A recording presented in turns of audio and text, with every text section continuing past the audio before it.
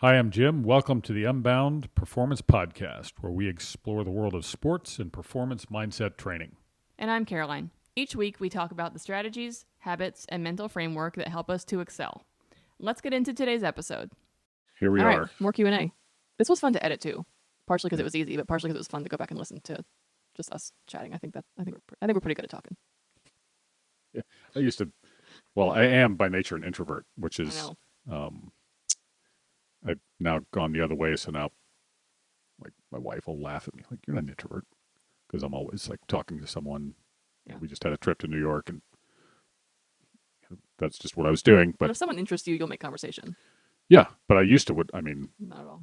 I would often, like, I don't even want to be here. I sure don't. Want to talk to people? Yeah, my dear friend Dean Monroe, he would always say, I've got enough friends. Most people think I'm extroverted. I might even be 50-50. I don't know. All right, so we got some categories today for these questions. And I figure we just hit each category and bop back and forth and see what we get. Sound great to you? More than great. What's one mental skill you wish you learned earlier in your career? Being much better at self awareness, self control, so that, I could kind of model the both of those and perform better.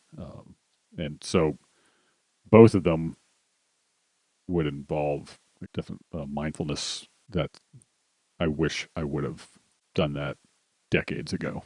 Well, I think mindfulness, even just outside of like a performance mental skill, Yes. just as a human being, I didn't let mindfulness enter my life because I wanted to necessarily perform better. I wanted to perform at any given time on any given day better just as a person and not have a big, huge emotional response to something when it happened, or not freak out when I'm in traffic, or not like scream at my kids because I've stepped in the same toy 17 times today. I want to just be able to like maintain composure a little bit. Well, that's going to connect to the next question. I'm pretty positive for me that I had known about meditation as a secret weapon or Sure. whatever. I'd done martial arts a long time ago, and that was a real thing, and I thought it was like goofy and weird, and it's like I'm not doing that. And only much, much, much later was I was just studying people who were super successful, and every time I turned around, meditation. Yep. So I'm like, oh, and Dang by it. then I was even recommending that people meditate. I But you wasn't weren't doing doing it. So I just like punched myself in the face a few times and said, you're a fraud, like, and a hypocrite. Like, snap out If of you it believe and in it. start doing it. Yeah. Yeah. So I did, and yeah,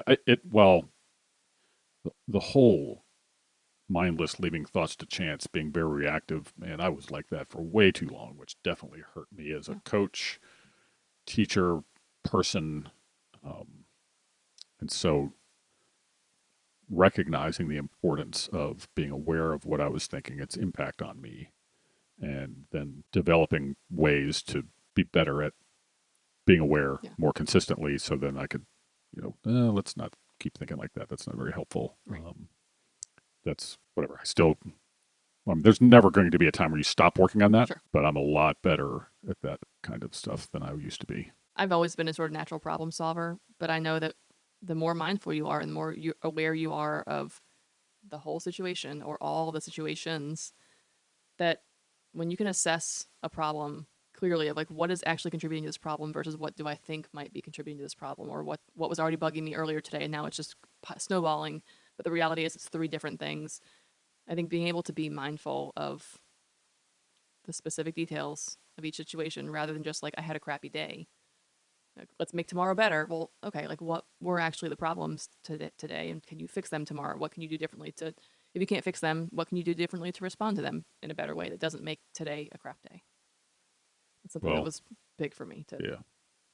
Well, when I was your age, I wasn't anywhere near being good at doing that. Well, I also think like it wasn't talked about though. I mean, it wasn't. Maybe if you went and read a book about something, but it wasn't like on social media where people were like, that's very true. Everyone meditates on social media. Everyone's doing some sort of like, even if it's using the Calm app, which you and I have talked about the Calm app before, which admittedly is kind of where I started, and sometimes I still use it to fall asleep. But I think it's kind of become like part of this whole like wellness lifestyle that's being promoted right now. So you hear about it more to where it's not so strange. But I still think people either think it's a little weird or think they're bad at it, and so they just say, "Nah, let's try something else." With that, and that is, I mean, every time I mention it, I get I'm just not good at Yeah, it. I tried it once. I was Like, terrible. well, absolutely, Yeah. like same, and yeah, it's just something that like you're used to kind of tackling. Like I'm gonna Right. crush this, Yeah. and then after you try it a time or two, you're like, I'm not even good at this. It sucks. Or, I suck. And It's kind of not the meanwhile, point. right, yeah, it just requires a whole.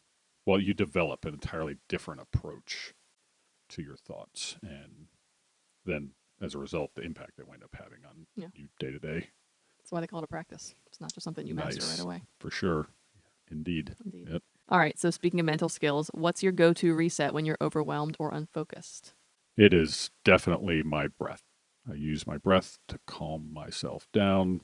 Referenced Jane Story, who's a performance coach in the UK, and her entire performance practice that she uses with her clients is breath based meditation, whether it's seated, standing, walking, whatever. And her books are great. It's Breathe Golf, Connected Golf, and The Athlete Ascendant, I think is her last one. But they were, yeah, gold. They really were impactful for me. And tapping into that, I mean, I remember her saying that she kind of returns to her breath Yeah. over 100 times a day, just as a calming, resetting kind of way to focus and kind of direct your attention where you would like it to be directed, or be able to respond, choose a response that Right. is more helpful and productive. So, without question, it's the breath as it relates to meditation. That's what I'm thinking about when I'm meditating, is trying to be aware of my breath. I also use breath work as a reset. So to answer differently, and this is not something I can do all the time, so maybe that's why it's a little different. But I've talked about this once before, but going outside and like putting your bare feet in the ground Yep. or looking, not staring into the sun, obviously, but like getting some sun on your face, like feeling the breeze in your face, or just breathing in, like doing breath work on the front porch instead of at my desk, makes such a huge, like, just, I mean, people call it call it what you want, grounding, or I firmly believe in it. On days that I'm sitting at my computer because I'm working and back to back to back things, sure, I could sit at my desk and take a few breaths, and sometimes I do because I don't have time to step outside for 5 minutes.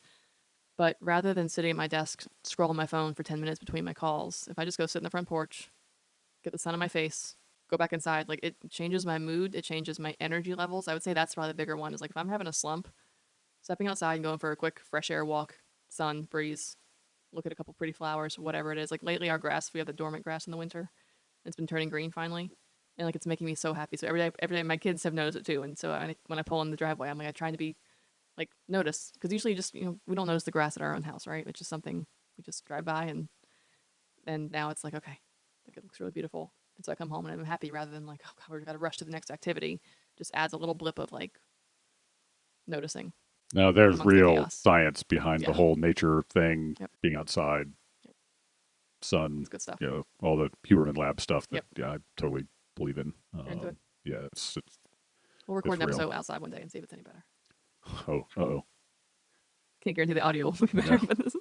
All right, still in the category of mindset and performance. How do you handle criticism now compared to when you were younger? I would definitely take it more personally, not offended, but like a blow. Mm-hmm. Like, oh, I knew it. I should, Yep. and here's a moment of vulnerability. I'm a very sensitive person, total big baby. And so if someone I cared about would be critical, Yeah. even, from a helpful, like they're just Exactly. trying to help me be better, it was really difficult for me to handle. Did you And feel like you were? I feel like when I get criticism or just constructive feedback, if you will, from mhm, someone that I really care about, it's almost like I feel like I've let them down. yeah, It's like, oh man, I didn't do, especially like someone I don't know that well, or a coach I played for 6 months, kind of thing. Okay, like sure, maybe it's a blow, maybe I feel defensive or for some reason because I knew it was true in the first place. But something about like the people that you're closest to, even if they aren't being mean to you or saying something critical, just any sort of like, hey, have you tried this? It's that right. instant like letdown feeling. Yeah. And if it was something on a personal level, that was definitely Mm-hmm. rock me. But from a like, coaching standpoint, I don't know. I tended to not be reacting like that. I was so, well, I was aware enough to know that I wasn't anywhere near as good as I needed to be as a coach. Didn't So you matter what welcomed that feedback and sport I was criticism. Yeah. coaching, that I was constantly trying to get better. So, I wouldn't fail and embarrass myself, Yeah. whatever. And so I sought, you know, coaches to help me out who were much more accomplished, much more knowledgeable. And that, I mean, I just probably never stopped doing that. Yeah. And for whatever reason, that never felt threatening. But if I felt like I let someone down or Personally. blew it on a personal level, ugh, that was that was really difficult for me, and still is. I'm just better about taking it and trying to just immediately like, okay, what can I do to Yeah. be better on this?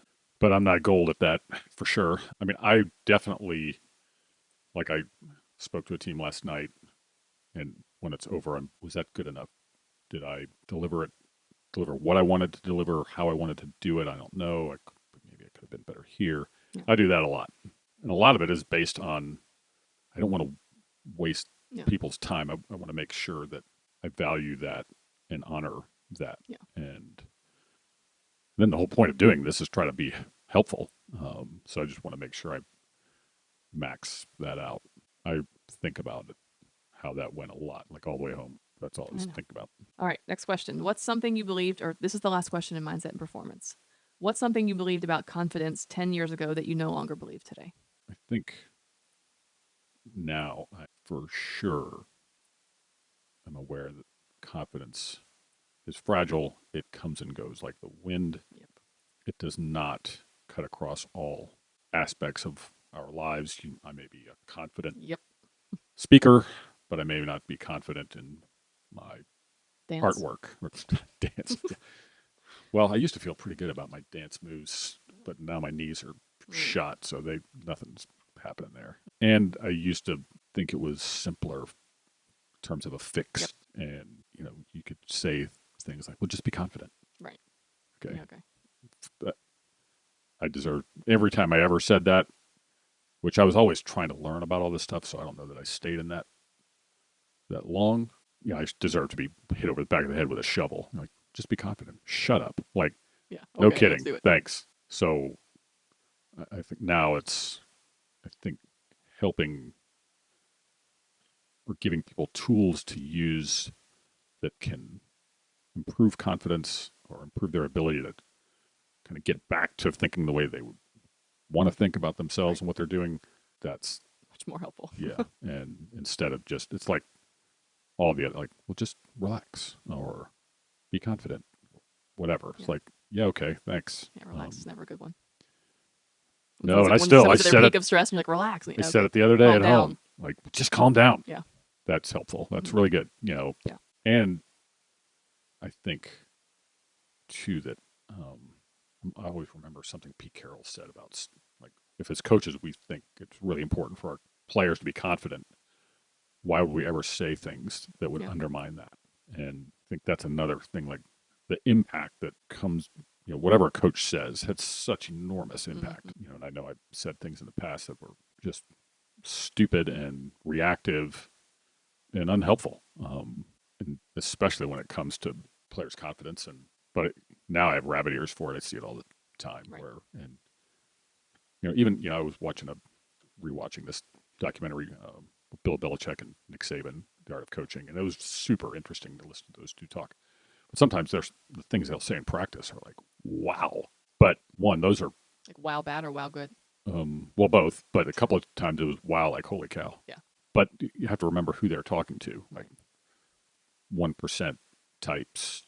So like if he said something to Tom Brady in the practice, Tom Brady is like this mental machine, just a killer, and so he could And take what you that could. and run with it. Yeah. And that's where you have to know who you're talking to. They clearly do, but it's not something like I couldn't watch that as a young coach. Oh, that was cool, Yeah. Let's do that. and yeah, because that's not going to work with Sure. who I would be talking to Right. at all. Well, that's And we've talked about that several times when it comes to coaching. It's coaching personalities and people, not just athletes. And I think that's what makes a coach great is understanding that this is 16, 17 different people, and you got to be able to handle them with kid gloves or different kind of steel glove, whatever it is. Like not have to always. You can't just be this is who I am as a coach. It does take the ability to be dynamic in Yeah, who you're talking to. and I mean, clear remembrances of, like when I was first getting into coaching, and I studied, very successful coaches and leaders across a variety of disciplines, and I was stealing things from coaches who were operating at one level that would not, Right. they did And not it's not your work, level. and Yep. so I quickly had to, oh, that's a terrible thing. I can't say that or do that. So yeah, it's whatever. It's a constant evolution, but I think being aware of the impact your words have is a must.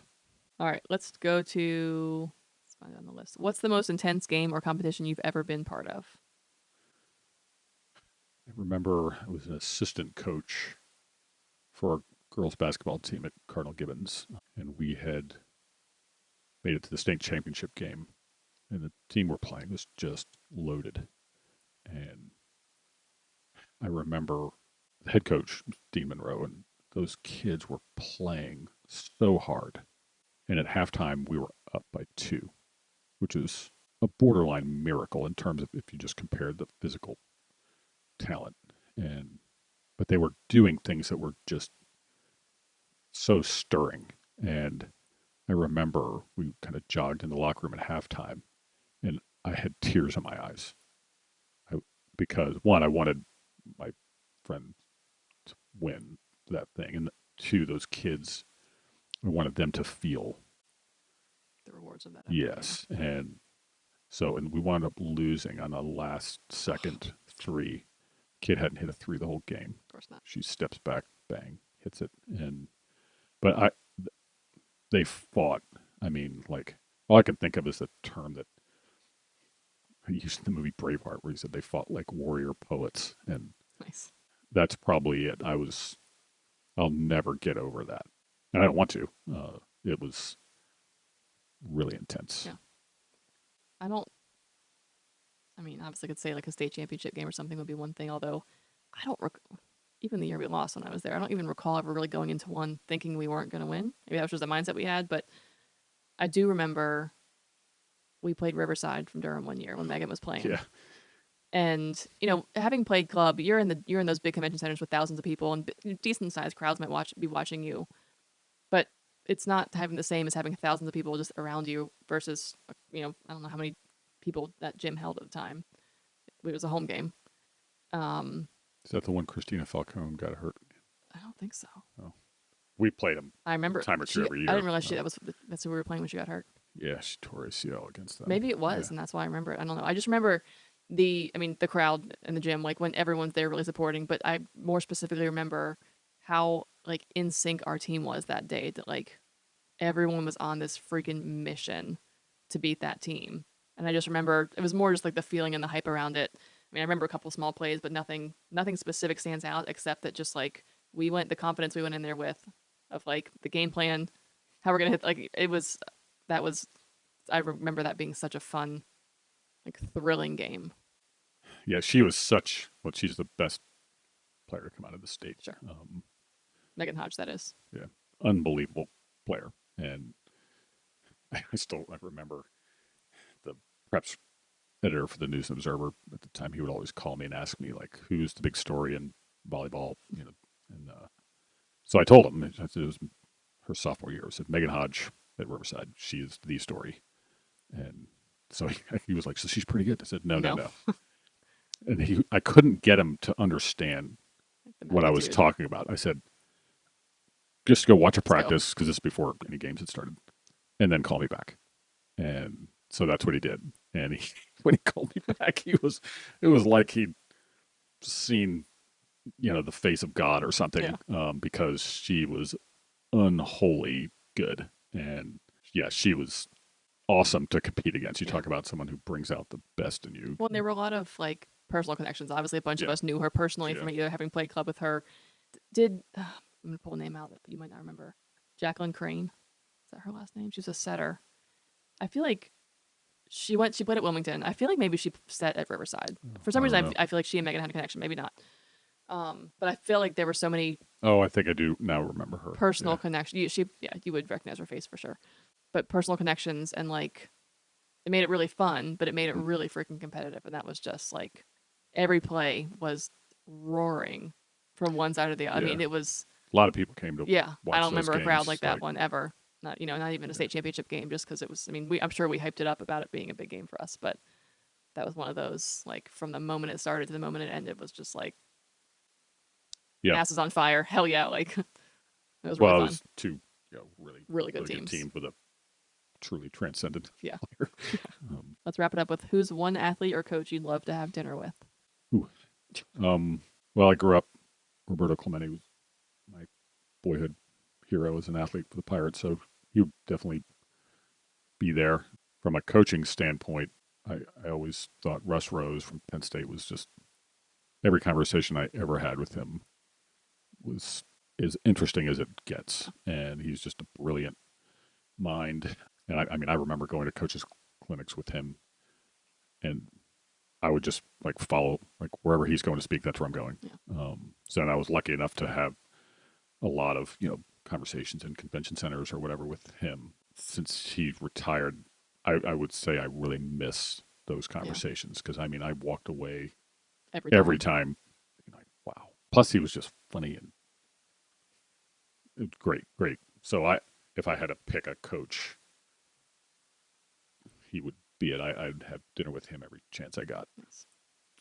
He was the volleyball coach at Penn There State, we by the way, go. who has the most wins, the highest winning percentage, and won 7 national championships with the most by any coach. And Just in case someone didn't know. yeah, just in case non-volleyball people are watching, Yeah.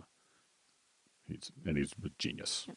Um, I think I I don't know who the answer would be, but off the top of my head, I just someone I think would be interesting because I really enjoy seeing people who are professionals or performers sort of be in their natural habitat. Like I love a podcast episode with somebody or an interview where they're just not talking about their sport or something like that.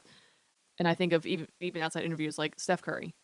Like you watch him during warm-ups, like, goofing around, shooting crazy things, where you know he can be a fun, playful person, but you have to also know that he's got a mind of steel. I would just be curious to know, like the that I think it's probably just a lot of his personality. I know I'm sure and know he practices a lot of those mental things as well, but just sort of seeing the balance of like, I think we tend to see professional athletes on TV and think like that's who they are, that's all that they do.